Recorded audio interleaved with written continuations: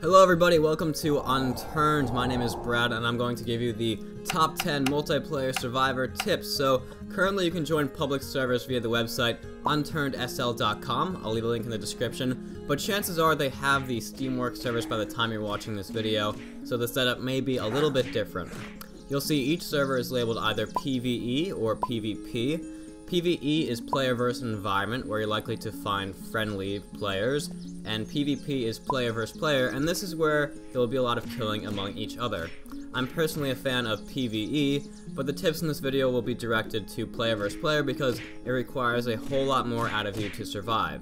So let's get started. Number 1, know the map. They are very hard to find in the game, and if you know how to get around with that one, it's going to be a huge help because there may be places you want to avoid at the start.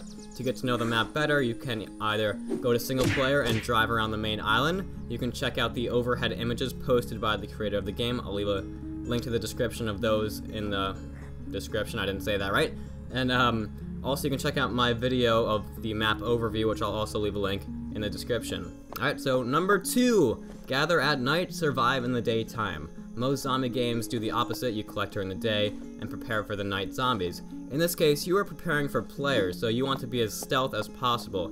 If the servers have been up for a while, chances are there's people who are a lot more prepared than you are, so walking into a town in pure daylight without a weapon can be risky because it's so easy to be spotted. While walking into the military base in pure daylight is pretty much a death trap, you can sneak in at night and search the towers, and you have a good chance of finding a gun without being noticed. And now number 3, choose the right places to search.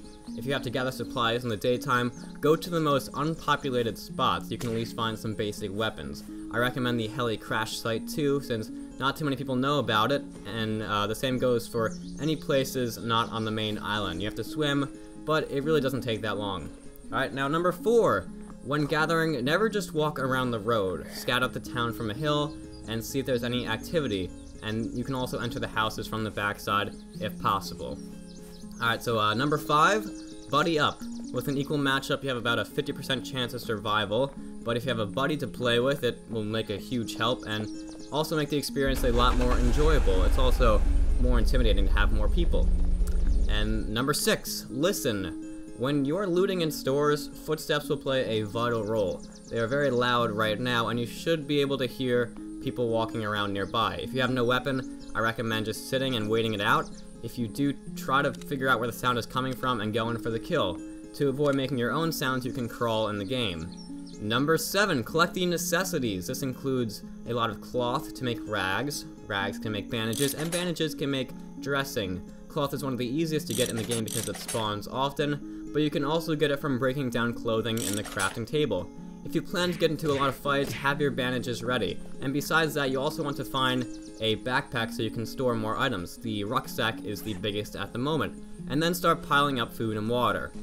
Number 8, kill zombies. It gets you XP, which you can spend on skills. They play a huge part because skills can make you a better fighter, but also allow you to last longer on low rations of food and water. And at this point, you should have collected enough, so I'll go into number 9, which is try putting your weapons away, because those who are geared up will see it as a threat and will shoot you. It's also good to test the Bambis to see if they are harmful or not, because obviously they're not going to hit you if you have a gun. Instead, keep it ready under one of the hotkeys, and if a Bambi hits you, then you can go in for the kill.